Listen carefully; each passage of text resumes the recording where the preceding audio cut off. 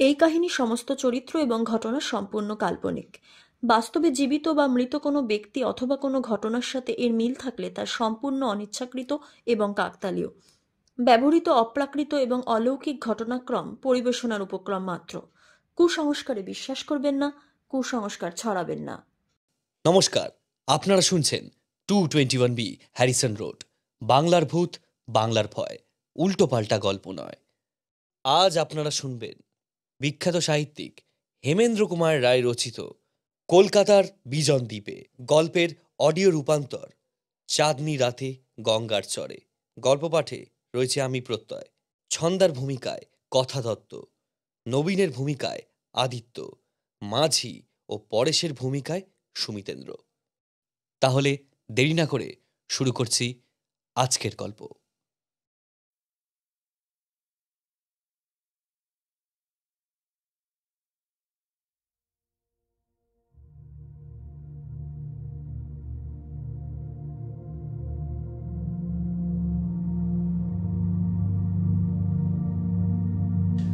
অনেকেই কলকাতায় অনেক কাল থেকেও শহরের অনেক খবরই রাখেন না।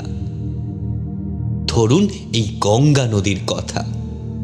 গঙ্গা যে খালি কলকাতার তেষ্টা মেটায় তা নয়, বাণিজ্য কলকাতার লক্ষ্মী লাভের আসল কারণই ওই গঙ্গা। স্নান করতে গিয়ে, বেড়াতে গিয়ে বা পারাপার হতে গিয়ে গঙ্গাকে দেখেনি কলকাতায় এমন লোক নেই। তবুও জিজ্ঞাসা করলেই জানা যাবে কলকাতার গঙ্গার বুকেও যে বছরের নির্দিষ্ট সময়ে দিব্যি একটা ছোট্ট দ্বীপের মতো বালুচর জেগে ওঠে।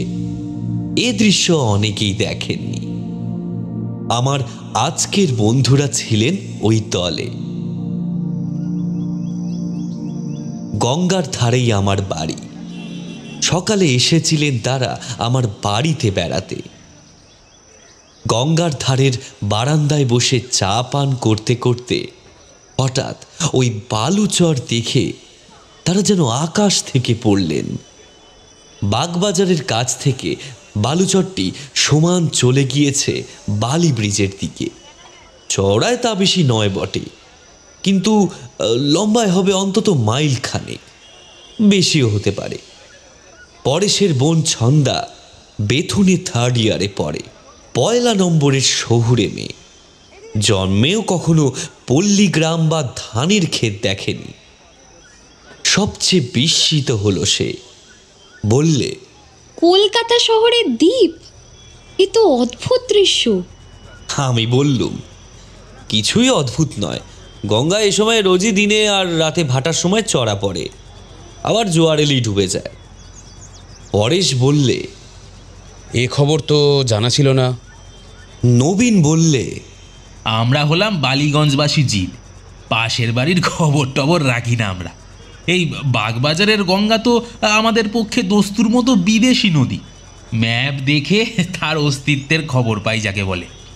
ছন্দা বিপুল পুলকে নেচে উঠে বলল, ওখানে যাওয়া যায় না বর্দা? সে আমাকে বর্দা বলে ডাকত।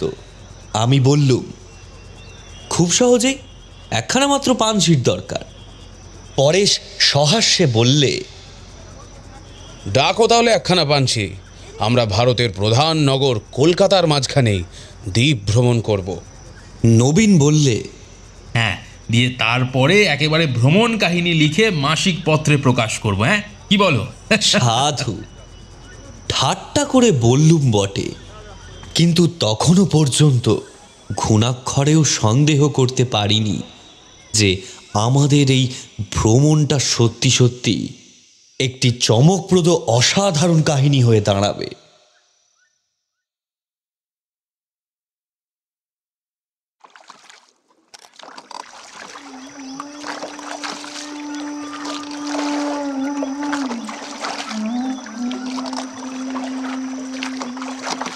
গঙ্গার চড়ায় গিয়ে লাগলো আমাদের পানসি।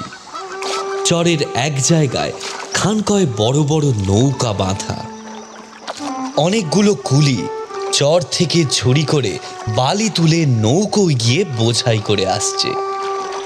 গঙ্গার একপারে কলকাতার অগণ্য বাড়ির থাক সাজানো রয়েছে এবং আর এক পারে গাছের সার, চিমনিওয়ালা কলকারখানা ও মন্দির প্রভৃতি। উত্তর দিকে বালির রাঙা সাঁকো এবং তারই এক মুখে দক্ষিণেশ্বরের কালী মন্দির ও আরেক মুখে বেলুড়ের নতুন মঠের গম্বুজ। চরের যে দিকটা নির্জন আমরা সেই দিকে গিয়ে নামলুম। বাতাসে কালো চুল ও বেগুনি শাড়ির আঁচল উড়িয়ে ছন্দা মহা আনন্দে ভিজে বালির ওপরে ছোটাছুটি শুরু করে দিল। সুন্দর। নবীন এদিক ওদিক দৃষ্টিপাত করে বললে, চরটাকে কিন্তু ডাঙা থেকেই ভালো দেখাচ্ছিল। এখানে তো ভ্রমণ কাহিনী লেখবার মতো কোনো রঙিন মাল মশলাই চোখে পড়ছে না। ওখানে বালি বোঝাই করা নৌকা, এই চরের চারপাশে গঙ্গার ঘোলা জল আর জেলে ডিঙি, আর ওই মাথার উপরে উঠছে কতকগুলো গাংচি। হ্যাঁ, এই নিয়ে কি ভ্রমণ কাহিনী রচনা করা যায়? হ্যাঁ, আরে রাখো তোমার ভ্রমণ কাহিনী। জীবনে যা দেখিনি আজ সশরীরে সেই দ্বীপে আরোহণ করলুম, এটাই সবচেয়ে বড় কথা। এই ঠাঁইকে আমরা যদি ইংল্যান্ড, অস্ট্রেলিয়া, সুমাত্রা কি সিংহলের ক্ষুদ্র সংস্করণ বলেই মনে করি, তাহলে কার সাধ্য প্রতিবাদ করে? এমন সময় খানিক তফাৎ থেকে ছন্দা চেঁচিয়ে ডাক দিল, বড়দা, ও বড়দা, একবার এদিকে এসে দেখো তো, এগুলো কিসের দাগ? তার কাছে গিয়ে দেখি বালির উপরে হেঁট হয়ে পড়ে অত্যন্ত কৌতূহলে কিসের দিকে সে তাকিয়ে রয়েছে। বালির উপরে অনেকগুলো অদ্ভুত চিহ্ন। পরেশ দেখে বললে, পায়ের দাগ? না। আমি বললুম, কিন্তু কোন জীবের পায়ের দাগ? আমরা কেউ পদচিহ্ন বিশারদ না হলেও বলতে পারি এ দাগগুলো কোনো চতুষ্পদ জীবের পায়ের দাগ নয়।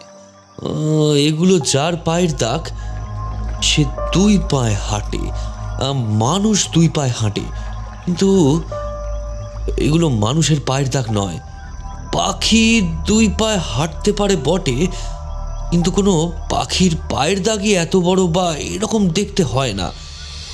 এমন বড় যার পা, তার দেহ না জানি কত প্রকাণ্ড। দেখছো পরেশ, এর পায়ে মস্ত মস্ত নখও আছে, কি ভয়ানক! যে এমন পায়ের অধিকারী, তার চেহারা দেখলে পেটের পিলে হয়তো আমাদের চমকে যাবে। নবীন চোখ পাকিয়ে বললে, দুই সার পায়ের দাগ দেখা যাচ্ছে। গঙ্গা থেকে কোনো জীব উঠে চরের উপরে এসে আবার জলে ফিরে গিয়েছে নাকি? আমি বললুম, কিন্তু কোনো জলচর জীবই দুই পায়ে ভর দিয়ে বেরিয়ে বেড়াতে পারে না। যেমন কুমির ডাঙায় ওঠে, তার পায়েরও অভাব নেই, কিন্তু চারখানা পা। পরেশ এক কথায় সমস্ত উড়িয়ে দিয়ে বললে, তাহলে এগুলো পায়ের দাগের মতন দেখতে বটে, কিন্তু পায়ের দাগই নয়। নবীনও সায় দিয়ে বললে, সেই ঠিক কথা হবে। গঙ্গার স্রোতের তোরে বালির উপরে হয়তো এই অদ্ভুত দাগগুলো হয়েছে। আমিও তাছাড়া আর কিছু ভাবতে পারলুম না। এগুলো কোনো জীবের পায়ের দাগ হলে তাকে সৃষ্টি ছাড়া আজগুবি জীব বলেই মানতে হয়, এবং তেমন উদ্ভট জীব কলকাতার গঙ্গার চরে আসবে কেমন করে? এলেও খবরের কাগজের সর্বদর্শী রিপোর্টারদের চোখকে সে ফাঁকি দিতে পারত না। অন্তত বাগবাজারের অমৃতবাজার পত্রিকা সর্বাগ্রেই তাকে আবিষ্কার করে ফেলত। যার আবদারে আমরা এই চিহ্নগুলি পরিদর্শন করতে এদিকে এসেছি, সেই ছন্দা কিন্তু এতক্ষণ আমাদের কাছে ছিল না। সে কখন সরে পড়ে দূরে গিয়ে চরের ওপরে বসে শিশুর মতো বালির ঘর তৈরি করতে ব্যস্ত ছিল। কড়া রোদে ঘেমে উঠে ছন্দাকে ডেকে আমরা আবার পানশির দিকে ফিরে চললুম। ছন্দা এসে বললে, আমার ভারী ভালো লাগছে, এক্ষুনি যেতে ইচ্ছা করছে না। আর থাকার উপায় নেই, একটু পরে জোয়ার আসবে, চর ডুবে যাবে। ছন্দা একটু ভেবে বললে, আচ্ছা বর্তা, রাতে আবার এই দ্বীপটা জেগে উঠবে তো? ঘন্টা চারেকের জন্য। আজ তো পূর্ণিমা, তার মানে সন্ধেবেলাতেই চাঁদ উঠবে। হ্যাঁ, তাহলে আজ সন্ধেবেলায় এখানে সকলের নিমন্ত্রণ রইল। আমি কিন্তু চড়ুই ভাতি করে তোমাদের সবাইকে খাওয়াবো। পরেশ একটু ইতস্তত করে বললে, কিন্তু সে যে অনেক তোড়জোড়ের ব্যাপার। দরকার নেই ছন্দা। প্রস্তাবটায় নতুনত্ব আছে, আমি রাজি হয়ে গেলুম। আহা, তোর জোরের জন্য তো আর তোমাদের কাউকে মাথার ঘাম পায়ে ফেলতে হবে না দাদা। আমি সব গোছকাজ করে দেব, তোমরা খালি দয়া করে দুটো খেয়ে আমার উপকার করো, কেমন? এরপরেও আপত্তি করা অভদ্রতা, এবং পরেশ সেই অভদ্রতাই করলে। বললে, তুমি যা মেয়ে তা জানি, আবার জোয়ার না আসা পর্যন্ত এখান থেকে নড়তেই চাইবে না। অতক্ষণ এই ভিজে বালির ওপর বসে থাকলে অসুখ করবে। অতটা কবিত্ব আমার নেই। উফ দাদা, তুমি না গেল জন্মে মারোয়ারি ছিলে, তোমার একটুও ইমাজিনেশন নেই। আচ্ছা বেশ বেশ, আমাদের জন্য 4খানা ফোল্ডিং চেয়ারও আসবে, কাউকেই ভিজে বালিতে বসতে হবে না। বড়দা, পানশিখানা আজ সন্ধ্যে থেকে ভাড়া করে রাখো। প্রথমে চড়ুই ভাতির ভোজ খাবো, তারপর চন্দ্রালোকে নৌকায় করে গঙ্গায় ভ্রমণ। উফ, ওয়ান্ডারফুল।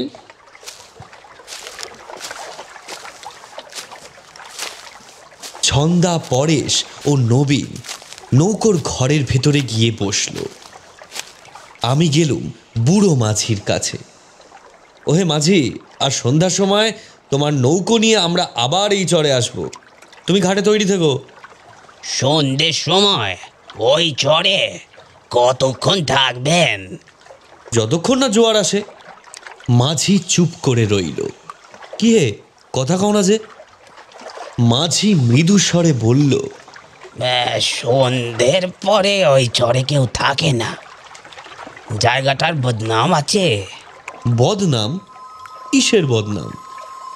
অল্পক্ষণ ইতস্তত করে মাঝি বললে, কিসের বদনাম জানি না বাবু, আমাদের বুদ্ধু ওখানে হারিয়ে গিয়েছিল। কেমন করে? ওখানে তো হারিয়ে যাওয়ার উপায় নেই। তা নাই, কিন্তু বুদ্ধুকে খুঁজে পাওয়া যায় নাই। তাহলে সে জলে ডুবে গিয়েছিল? হতেও পারে, আবার নাও হতে পারে। ওই চরে আমরা নৌকা বেঁধেছিলুম। অন্ধকার রাত, আমরা খেয়ে দেয়ে শুয়ে পড়বার চেষ্টা করছি। হঠাৎ কি দরকার হওয়াতে বুদ্ধু চরে গিয়ে নামলো। তারপরেই শুনি সে বিকট চিৎকার করে উঠল। আমরা সবাই আলো টালো নিয়ে বেরিয়ে পড়লুম, কিন্তু আর বুদ্ধুর সারা কি দেখা পাওয়া গেল না। ওই রাক্ষসের চর যেন তাকে গিলে ফেললে। চর নয় মাঝি, তাকে গিলে ফেলেছিল এই গঙ্গা। হতেও পারে, না হতেও পারে। তার কিছুকাল পরে আর এক রাতে বদ্রিও ওই চরে নৌকা বেঁধেছিল। সকালে উঠে দেখে তাদের দলের একজন লোক নাই। সে যে কোথায় গেল তা কেউ জানে না। বাবুজি, ও চরের ভারী বদনাম। যত সব তোমাদের মিথ্যে ভয়। গঙ্গায় তো রোজই লোক ডুবছে, চরের দোষ দাও কেন? তার মানে তাহলে তোমার নৌকো পাওয়া যাবে না, তাই তো? পাওয়া যাবে না কেন বাবুজি? পয়সার জন্যই তো নৌকা চালাই। আপনি পয়সা দিচ্ছেন, আমরাও নৌকা আনবো। তবে কিনা জায়গাটার বদনাম আছে। নৌকা তরে আসতে ছন্দা বললে, বড়দা, মাঝির সঙ্গে কিসের অত কথা হচ্ছিল গো? ও যত সব বাজে কথা। মিথ্যে তার মনে ভয় জাগানো উচিত নয়। আমার কাছে মাঝির গল্প হাস্যকর বলে মনে হচ্ছিল, তবে একটা ভয় আছে। চরে চোরাবালি নেই তো?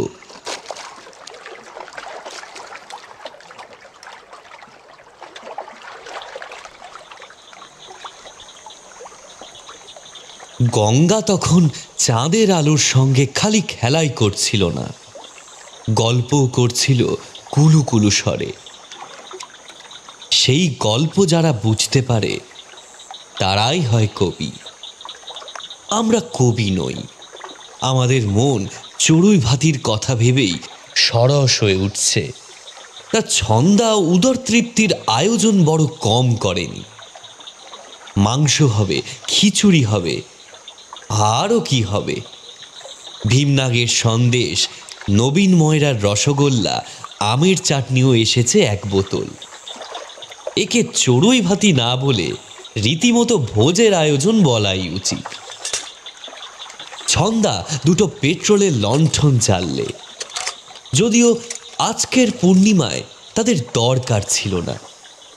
তারপর 2টো ইকমিক কুকারে রান্না চড়িয়ে দিয়ে বললে, চলো এইবারে আমরা দ্বীপে গিয়ে খানিকটা ভ্রমণ করে একটু খিদেটা বাড়িয়ে আসি। নবীন গম্ভীর হয়ে বললে, খিদে দ্বিগুণ বাড়লে অতিরিক্ত খাবারের যোগান দেবে কেমন করে শুনি? হ্যাঁ, মনে রেখো ছন্দা, এখানে কলকাতার মতন খাবারের দোকান নেই। আমরা বাস করছি এক অচেনা বিজন দ্বীপে। রবিনসন ক্রুসোর দ্বীপের চেয়েও এ দ্বীপ ভয়ানক। এখানে ফ্রাইডের মতো বিশ্বস্ত ভৃত্যও মিলবে না যে খাবার কিনতে পাঠাবো। ছন্দা হাত নেড়ে বললে, ওগো ক্ষুধার্ত ভদ্রলোকেরা, থামো, তোমাদের ভুঁড়ের বহর আমার জানা আছে। চলো তো বড়দা। আমরা চর ধরে হন হন করে এগিয়ে যাচ্ছি। দেখে নৌকো থেকে মাঝি সাবধান করে দিলেন, বেশি দূর যাবেন না বাবু, এটা বেরাবার জায়গা নয়। মাঝির কথার মানে বুঝে আমার হাসি পেলে। এখানে কিসের ভয়?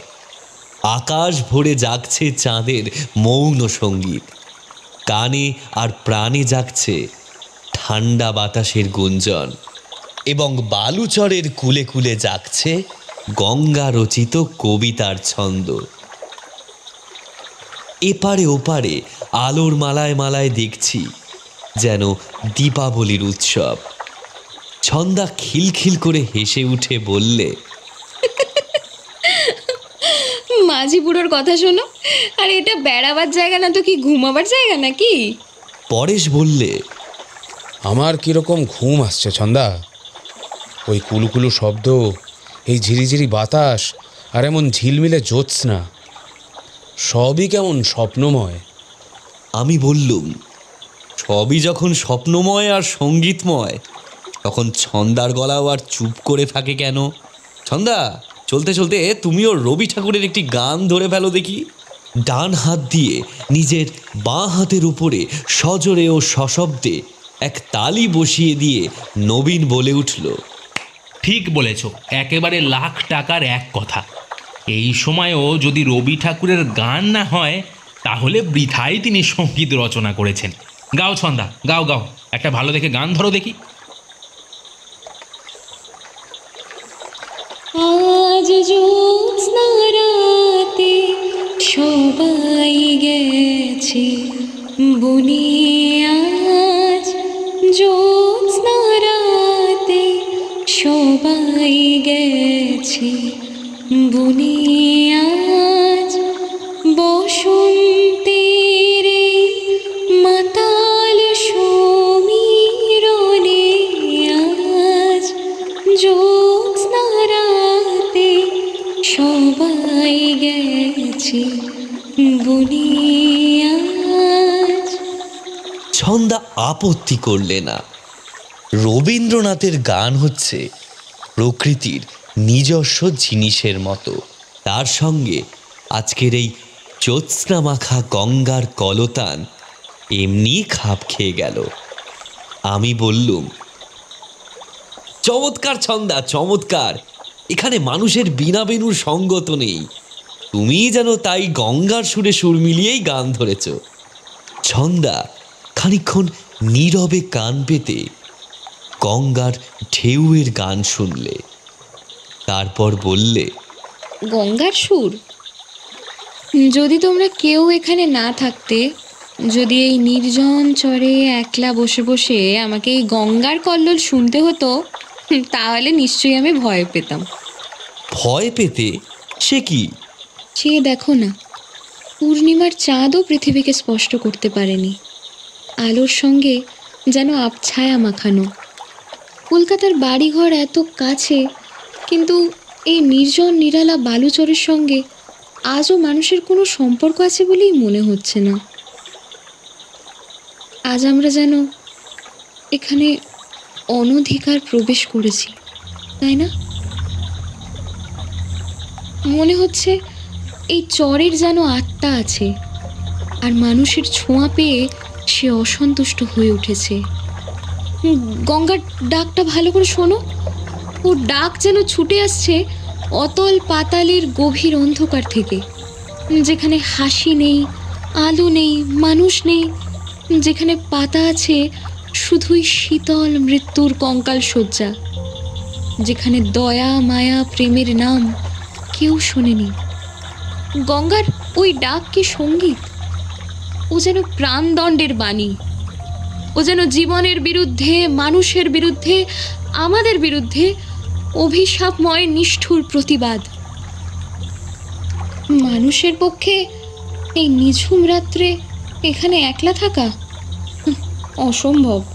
পরেশ বিরক্ত হয়ে বললে, ছন্দা, তুই বড় বিনিয়ে বিনিয়ে কথা বলতে শিখেছিস, যেন আমাদের ভয় দেখাবার চেষ্টা করছিস। নবীন কিন্তু কোনো কথাই শুনছিল না। নিষ্পলক নেত্রে একদিকে তাকিয়ে থাকতে থাকতে হঠাৎ সে চমকে উঠল। তার দৃষ্টি অনুসরণ করে দেখলুম খানিক তফাতেই দুটো উজ্জ্বল লণ্ঠন জ্বলছে, আর কুকারে আমাদের খাবার সিদ্ধ হচ্ছে। নবীন, কি দেখে তুমি চমকে উঠলে?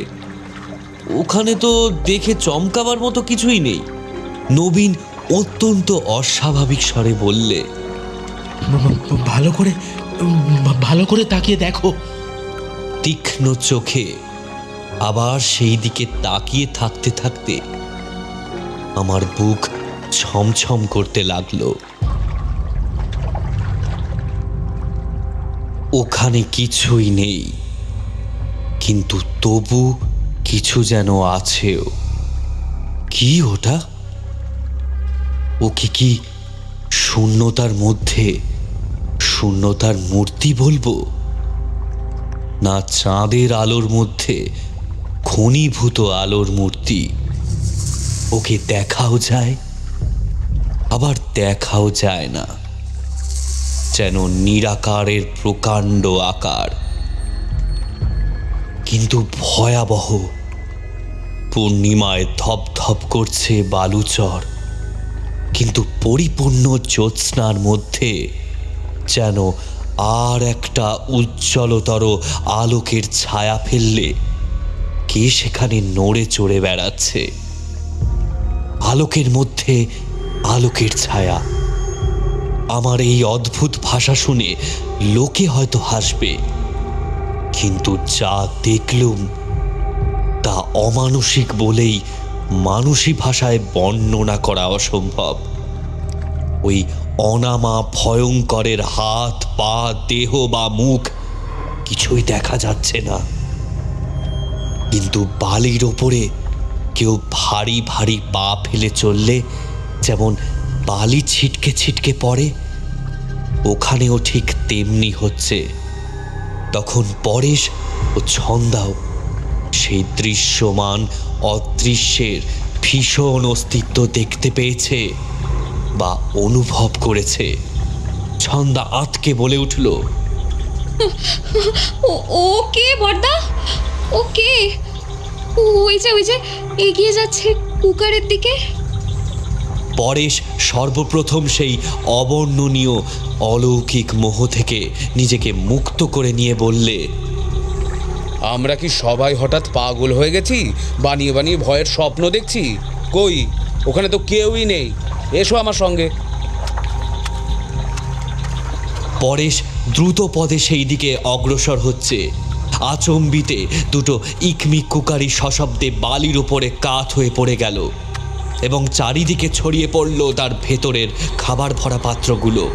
এবং পর মুহূর্তেই আমাদের সর্বাঙ্গ আচ্ছন্ন করে বয়ে গেল একটা ঠান্ডা কনকনে দমকা বাতাসের ঝটকা। ঝটকাটা যেমন হঠাৎ এলো, তেমনই হঠাৎ চলে গেল। পরেশ একবার হতভম্বের মতো দাঁড়িয়ে পড়েই আবার একবার উপক্রম করলে। নৌকার মাঝি কিছু দেখেছিল কিনা তা জানি না, কিন্তু সেও সভয়ে চেঁচিয়ে উঠল, বাবু, এই নৌকায় চলে আসেন। আমি বিহুলা ছন্দার হাত ধরে টেনে পানসির দিকে ছুটতে ছুটতে বললুম, নবীন, পরেশ, শিগগিরই নৌকায় চলো।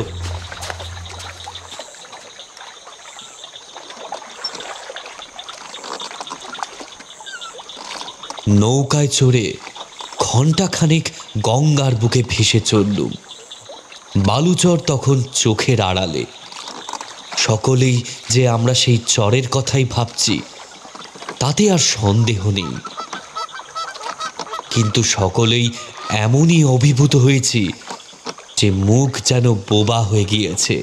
পানসি যখন হাওড়ার পুলের কাছে এসে পড়েছে, পরেশ তখন বললে, ছ্যা ছ্যা, আমরা কি কাপুরুষ! রজ্জুতে সর্পভ্রম করে ঊর্ধ্বশ্বাসে পালিয়ে এলুম। মাঝি, নৌকা ফেরাও, আমরা আবার সেই চরে যাব।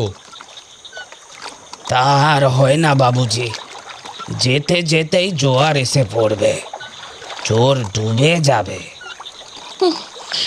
চরে যা দেখেছি, আমার আর সেখানে যেতে ইচ্ছাও নেই।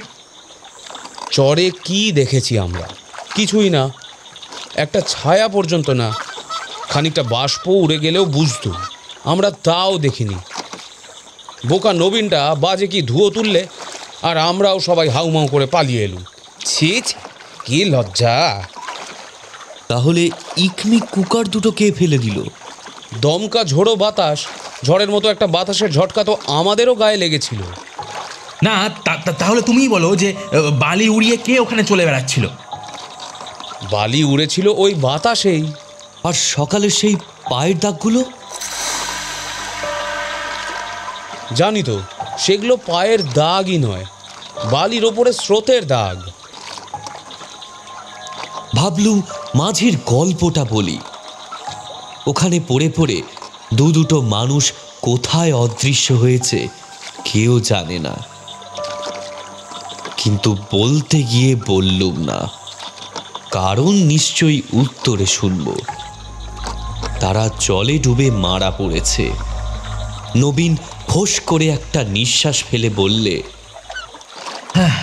ধুর ধুর, এইসবের চক্করে না খাওয়া হলো খিচুড়ি, না পেলাম ফাউলকারি, সন্দেশ, রসগোল্লা, আমের চাটনি, সেটাও গেল। দূর দূর দূর দূর।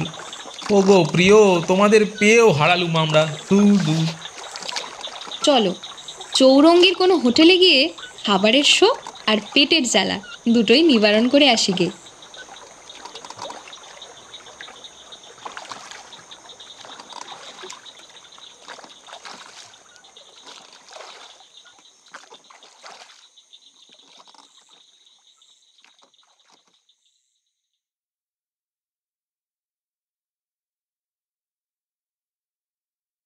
শেষ হলো আজকের গল্প।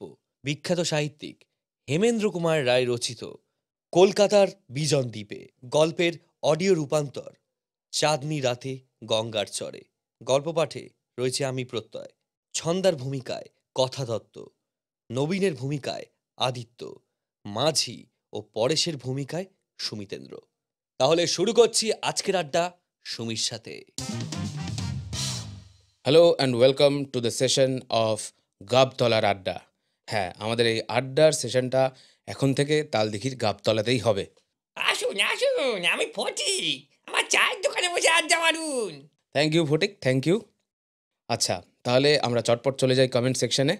অ্যাম্পলিফায়ার হিন্দি 628, এটা ইউজার নেম, কিছু করার নেই। বলছে, আমি আরামবাগ থেকে শুভঙ্কর রায়।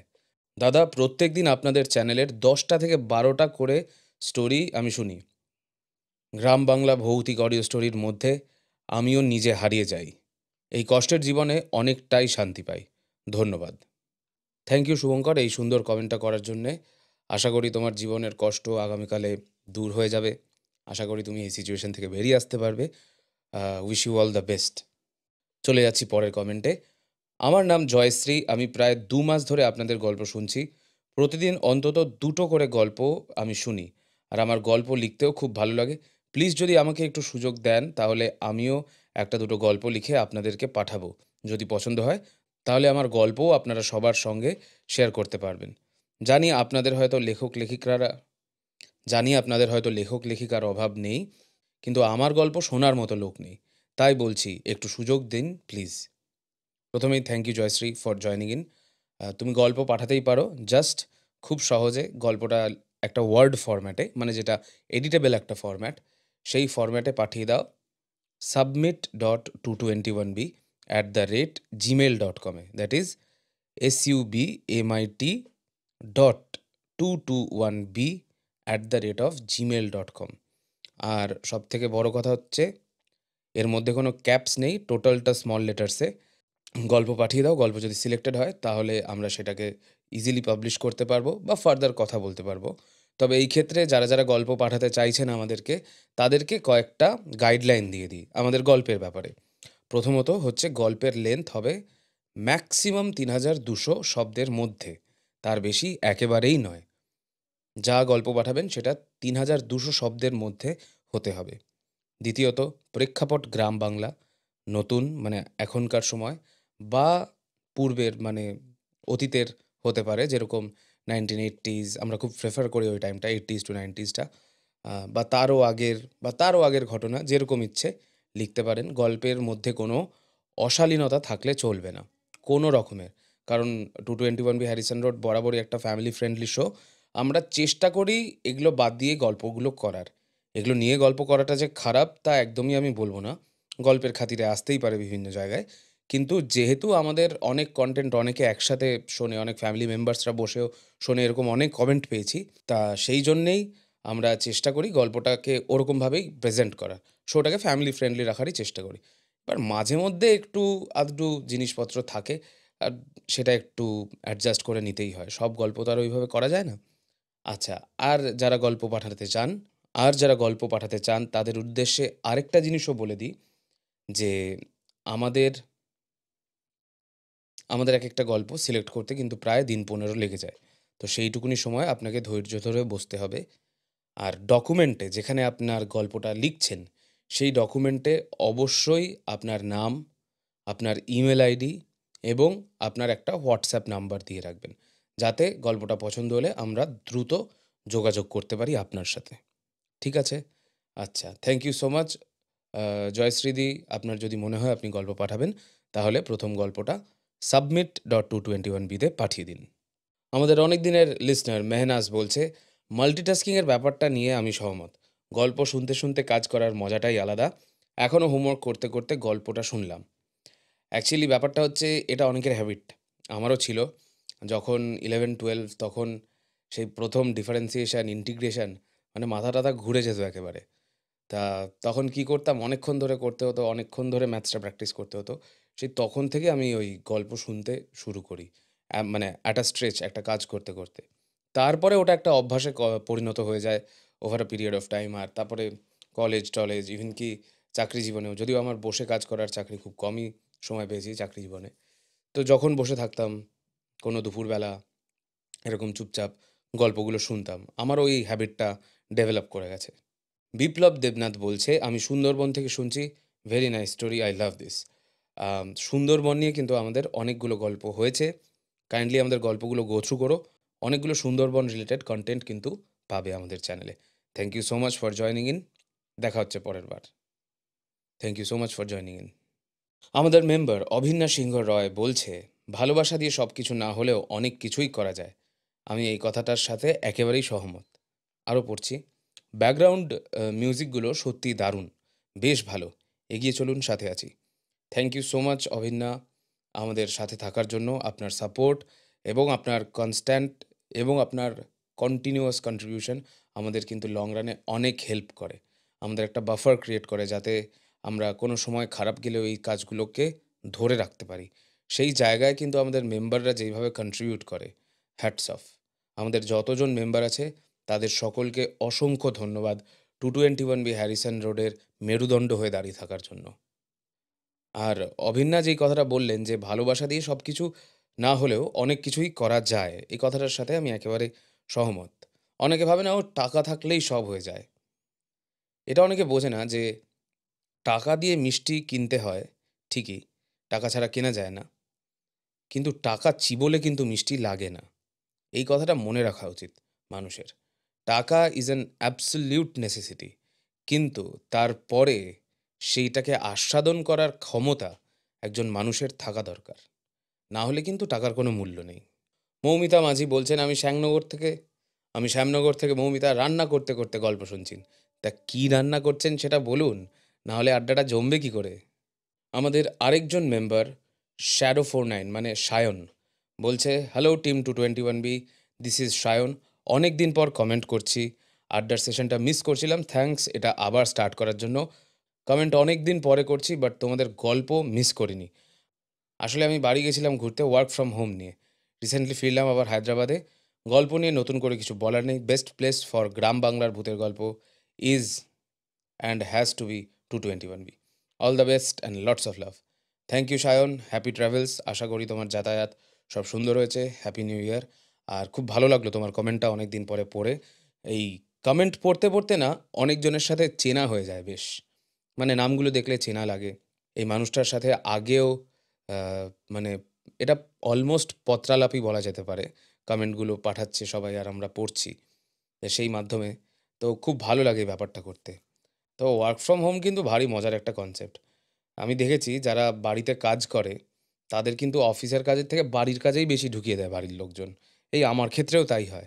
স্টুডিওতে বসে এখন কাজ করি, কিন্তু এই এখানে যা রে, ওই ওখানে যাও রে, ওটা আনো রে, এই এটা করে দে তো একটু, ওটা করে দে তো একটু, চলতেই থাকে। ওয়ার্ক ফ্রম হোম না ওয়ার্ক ফর হোম বুঝে উঠতে পারি না দিনের শেষে। অঙ্কিতা চক্রবর্তী 7216 বলছে, অসাধারণ লাগলো। পুরনো জমিদার বাড়ি মানেই একটা কালো ইতিহাস থাকেই। আম, এইটার সাথে হয়তো আমিও আজ থেকে 10 বছর আগে অ্যাগ্রি করতাম আপনার এই মতামতটার সাথে, আপনার এই ওপিনিয়নটার সাথে।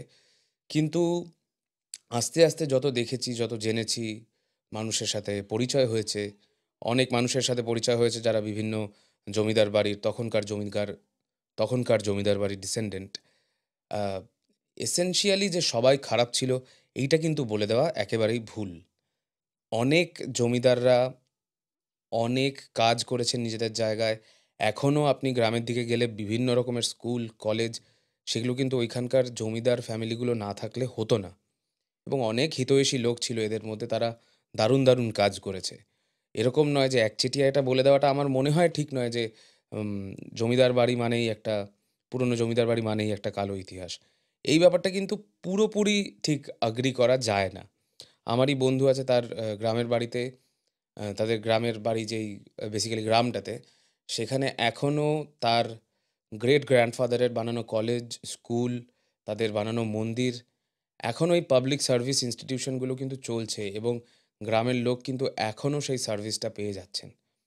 এবং ভালো করে একটু পড়াশোনা করে দেখো আমাদের বাংলার ইতিহাসের ব্যাপারে, গ্রাম বাংলার ইতিহাস, কলকাতার ইতিহাসের ব্যাপারে, তোমরা জানতে পারবে যে কত লোকে কতভাবে কন্ট্রিবিউট করেছে কিন্তু আমাদের এই ডেভেলপমেন্টের জন্য, আমাদের এই ছোট ছোট লোকাল ডেভেলপমেন্ট, ইভেন বড় বড় কাজগুলোর জন্য।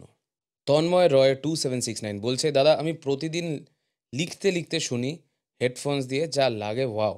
আমি রানীগঞ্জ ইউনিভার্সিটির হস্টেল থেকে শুনি। Thank you Tanmoy for commenting. এই যে একটু আগেই আমাদের কথা হচ্ছিল যে কাজ করতে করতে কিন্তু অনেকে গল্প শোনে, এবং এই যে আরেকজনকে পাওয়া গেল, খুব ভালো লাগলো শুনে যে তুমি আমাদের গল্পগুলো এনজয় করছো। আর পারলে এরকম তোমার বন্ধুবান্ধব যারা অডিও স্টোরি শোনে, তাদের সাথে এই কাজগুলো কিন্তু পজিটিভলি শেয়ার করো। জাবির হ্যাকার, আই থিঙ্ক নামটা হচ্ছে জাবির হ্যাকার, সে বলছে, দাদা তালদিঘি কবে আসবে? খুব ভালো লাগে। তালদিঘি খুব তাড়াতাড়ি আসবে। একটা এপিসোড এই মাসে হয়ে গেছে অলরেডি, আরেকটা এপিসোড এই মাসে আসবে এবং সেটার ওপর কাজ চলছে। ডোন্ট ওয়ারি, খুব একটা বেশি দাঁড়াতে হবে না তালদিঘির জন্য।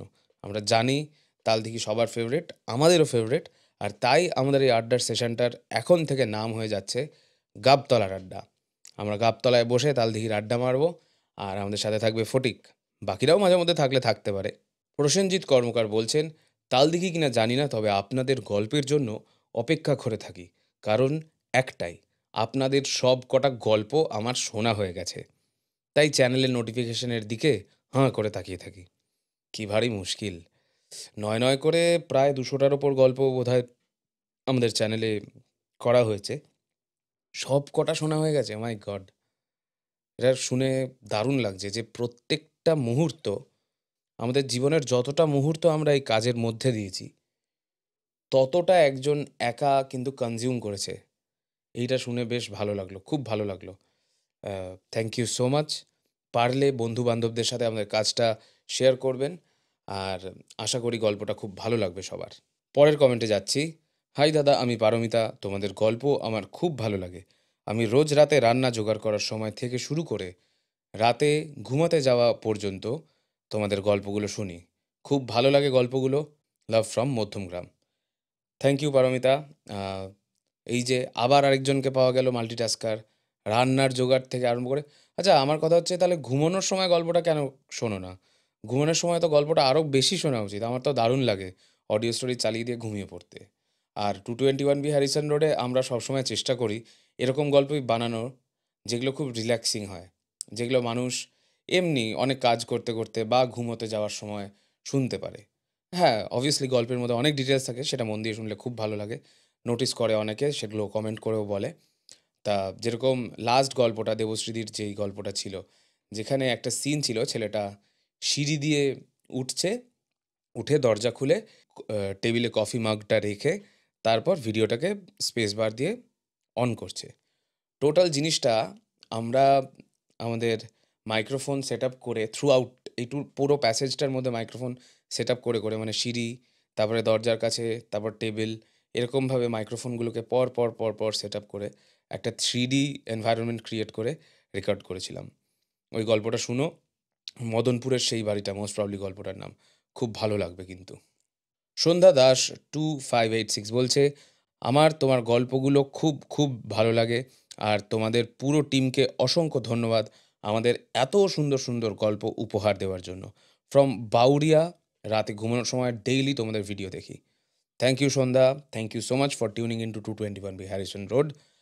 আর তোমরা যদি পারো, যারা তোমাদের বন্ধুবান্ধবরা অডিও স্টোরি শোনে, এই তোমাদের মতোই চিল পাবলিক যারা আছে, তাদের সাথে কিন্তু একটু শেয়ার করে নিও। কারণ 221B Harrison road basically is a channel for audio story lovers তো বটেই, and specially for those people যারা একটু চিল, একটু ক্যাজ করতে পারে, যে ঠিক আছে একটু relax, turn down the volume টাইপের লোকজন, আমাদের মতো একদম। তো তারা খুব এনজয় করে কিন্তু আমাদের কন্টেন্টগুলো। আমি সবার কথাবার্তা শুনি, খুব নেগেটিভ কমেন্ট মাঝে মধ্যে পড়ে কারোর লাইফে, হট করে তো কিছু হয়েই যেতে পারে, কিন্তু জেনারেলি দেখি যারা আমাদের লিসনার তারা বেশ নিজেদের লাইফটাকে নিজেদের কন্ট্রোলে রাখতে পারে, বেশ চিল করতে পারে। এইটা কিন্তু একটা খুব পজিটিভ জিনিস, কারণ আমাদের কন্টেন্টটাই ওরকম টাইপের যে ওরকম মানুষই বেশি করে শোনে। সো খুব এনজয় করি ব্যাপারগুলোকে। ওকে, তাহলে আজকের মতো র্যাপ আপ করছি। আরেকবার সবাইকে রিমাইন্ড করিয়ে দিই যে আমাদের প্রিয় লেখক সাগর কুমার পাঠকের নতুন বই ভয়ের মুখোশ লঞ্চ করেছে কলকাতা ডিস্ট্রিক্ট বুক ফেয়ারে। যারা যারা পারবে বইগুলো কিন্তু অবশ্যই কালেক্ট করে নিয়ে আসবে। তাহলে থ্যাংক ইউ এভরিওয়ান। আজকে তাহলে ওঠা যাক নাকি? ফটিকো তো দোকান বন্ধ করবে মনে হচ্ছে। দেখা হচ্ছে খুব তাড়াতাড়ি। Till then keep listening to 221B Harrison road. বাংলার ভূত, বাংলার ভয়, উল্টোপাল্টা গল্প নয়।